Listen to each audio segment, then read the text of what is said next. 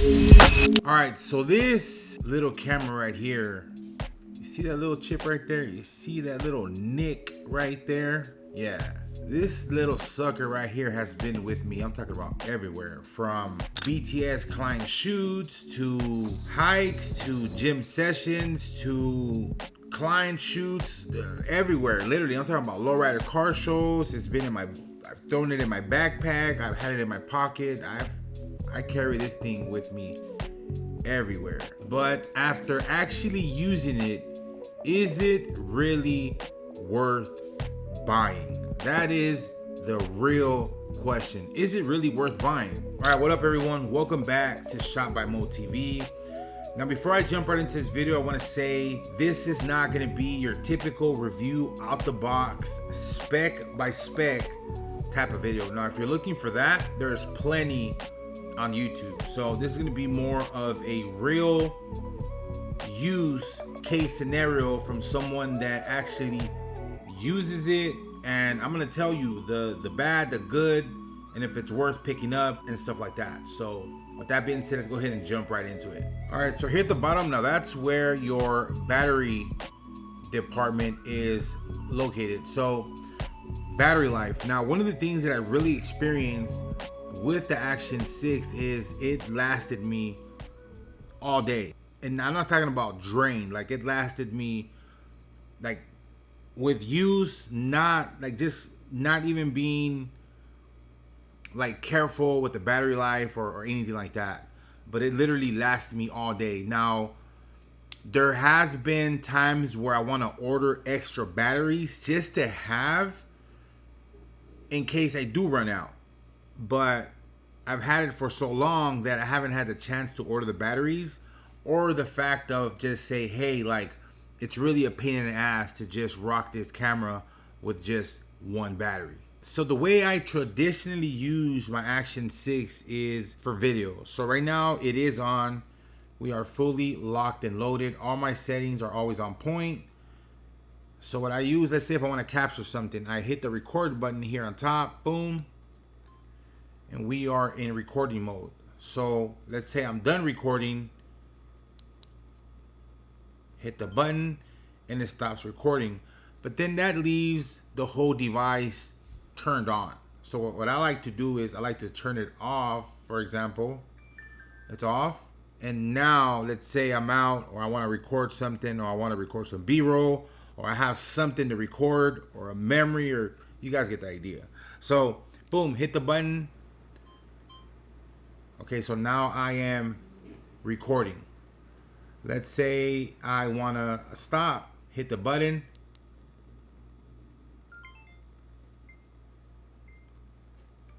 And now it's counting down because it's shutting down. So that right there allows me to save battery life big time, instead of having to have the DJI on at all times. Now, there is a downside, don't get me wrong, but I use it like this because, again, I only use it with one battery. Now, if I were to have multiple batteries, I'll keep it on at all times because I have backup batteries. So internal storage, I believe this does come with 64 gigabytes of internal storage, and I think out of that 64, you will have about 50 available. But this does come with a micro SD card slot, so you're able to expand this all the way up to a 1 terabyte. Now, I found it super fast and super convenient to swap between both. So right now I am an SD card, and if I want to swap to my internal, all I gotta do is hit internal, confirm, and now I could go ahead and start shooting on the internal onboard memory. But I found this to be super fast to get done, because again, when you're in the middle of recording, let's say you run low on your internal, boom, just swap. Then you just continue and start shooting on your micro SD card, which it was a fast process to get done. Wait, this is real. It has the needle on it. It says needle. Look, it says needle. Is this the real one, or is this fake? This is the real. I already know it's real. It says needle. Let me see. What is it? What is it supposed to be? Dr. Pepper. Let me see. Oh, it's a cube. Yeah, but it's about the couple. This is cool. So as far as the audio quality, as you guys can hear for yourselves, the audio sounds great. Now this is literally built-in microphone on the DJI, and it sounds good. Sounds usable. I was very content. But another really cool feature is if you have the DJI mics, you're able to pair them and use it, kind of just better up your audio a tad bit with those mics as well, which again, super convenient. But for me, I was really happy with the built-in microphone of the DJI Osmo Action 6, as you guys heard previously in the actual video. Super usable. Another very useful feature, at least for me, is with this camera, you do have the option to record a 1:1 square format. Now, what that actually does or gives you the capability of doing is, let's say you record in a 1:1 instead of like a 16:9 or a 9:16.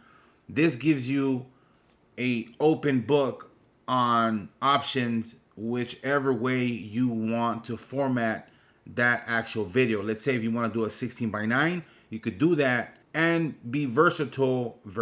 If you want to be versatile and also use it in a 9:16. So you're not just stuck on a 16:9 or 9:16 or even a square format. So 1:1 gives you the option to either crop in post-production to whatever route you want to go with as far as your framing. So jumping into the video quality, now this does record 4K up to 4K 120.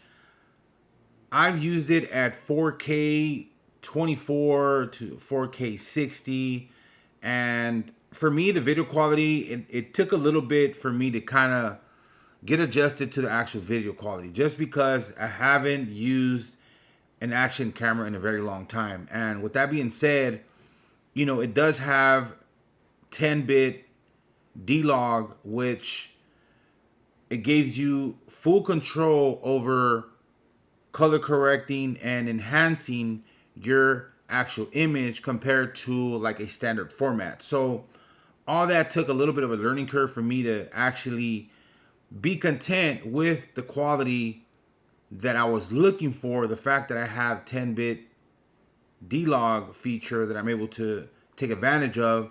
So it just took a little bit of while for me to kind of get adjusted to the actual quality. But for the most part, 4K 24, it gives me really good video quality.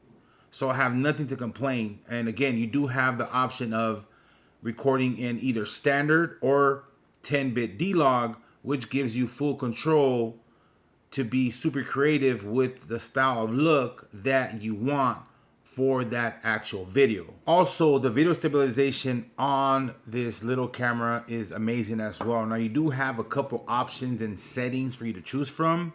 I think for the most part, I usually keep it at rock steady, which gets the job done for me. Now, don't get me wrong, you're gonna have to go into your settings and see what works for you, because things work a little bit different on action cameras than a traditional DSLR camera. That's just something to keep in mind. One of my favorite upgrades of the Osmo 6 is the dual touchscreens. Now in the rear, you do have a 2.5-inch touchscreen, bright enough to use outdoors. And in the front, you do have a 1.46-inch that makes it super easy for you to frame yourself whenever you're out vlogging. So if you were to say, hey Mo, should I jump on a Action 6? Should I even consider buying this little camera? All right, so it really all depends. So if you have a Action 5, probably not. This is my first in a very long time action camera, and I think since the GoPro 3 and 4, we have come a long way since then. So I love this little camera. Now initially why I bought this camera is for BTS content when I'm out there shooting projects or work for clients. And this actually really gets that part of the job done and some, because now I'm using it for everything. It's just so convenient. It's so portable. Now, do not get me wrong. Is it perfect? Probably not. but it doesn't affect or it's a deal breaker for me. Some of the things that I did notice is when using it at a higher frame rate, yes, battery is going to drain faster. That is obviously a no-brainer. On top of that, when recording for long periods of time, it might get a little bit warmer than usual. Again, those are not deal breakers. But all in all, I love this little camera. I use this on a daily. I throw it on a tripod. I have some accessories that allow me to get creative and get the job done. Good video, good audio, and on top of that, portable. It's a no-brainer. All right, so that's pretty much it for this one. If you enjoyed it, please help me out by hitting the like button, drop your comments below, and if you're new, feel free to subscribe, as it really does help out the channel. So leave me your comments below with what's your favorite feature, or what you use the most, or what type of content you shoot when it comes to the Osmo 6. Catch you guys on the next one. Later.